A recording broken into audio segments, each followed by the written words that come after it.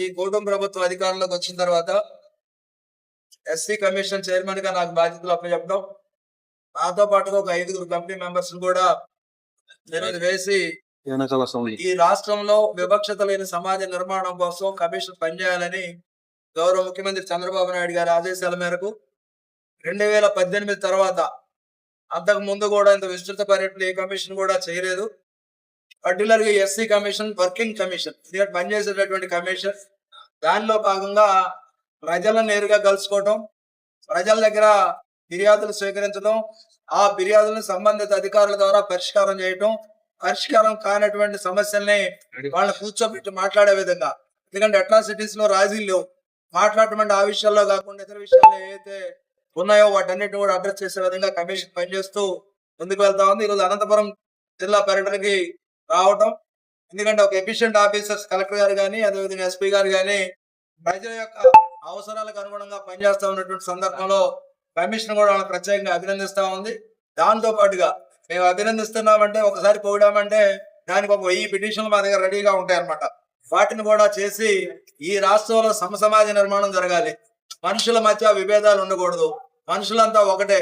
ఎందుకంటే వివక్షత పునాదులు ఎంత బలీయంగా ఉన్నాయనేది చరిత్ర చెప్తా ఉంది. ఈ రోజుకి ఇప్పుడు వచ్చి కూటమి ప్రభుత్వం కానీ నేను కానీ మార్చేది ఏది ఉండదు. కానీ ప్రజలకు భరోసా కల్పించడం, ప్రజలకి ఒక రక్షణ చట్టంగా ఎస్సీ కమిషన్ ఉండడం అనేది ఈరోజు జరుగుతున్నటువంటి పరిస్థితుల్లో ఈరోజు దాదాపుగా 216 పిటిషన్స్.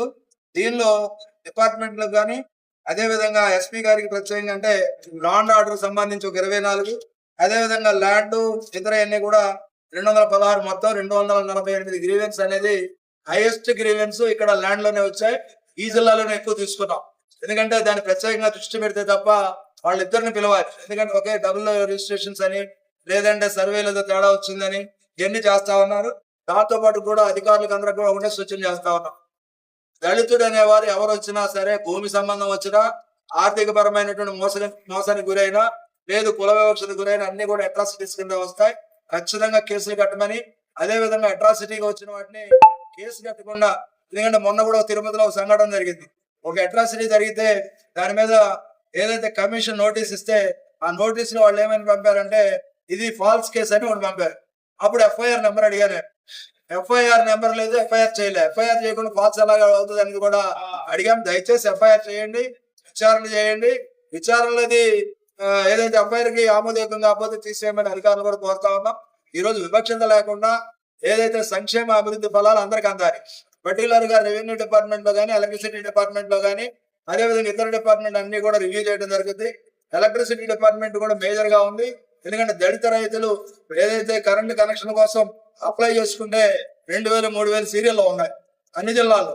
ఆ ఉన్న పరిస్థితుల్లో నుంచి వాళ్ళకి కనెక్షన్ వచ్చి వ్యవసాయం చేసుకునేసరిగా బోర్ కూడిపోయే పరిస్థితి ప్రమాదం ఉంది. అలా కాకుండా ఏదైతే ఇంట్లో బలహీనమైన బిడ్డ ఉంటే తల్లి ఏ విధమైనటువంటి సంరక్షణ ప్రత్యేక చర్యలు తీసుకొని ముందుకు వెళ్తుందో, అదే విధంగా ఈ ఎస్సీల్లో కూడా ఏదైతే వీళ్ళ ప్రయారిటీ ఇచ్చి వీళ్ళ సీరియల్ ప్రకారం కాకుండా ముందు పెట్టి కనెక్షన్స్ ఇవ్వని కూడా వాళ్ళ కోరడం జరుగుతుంది.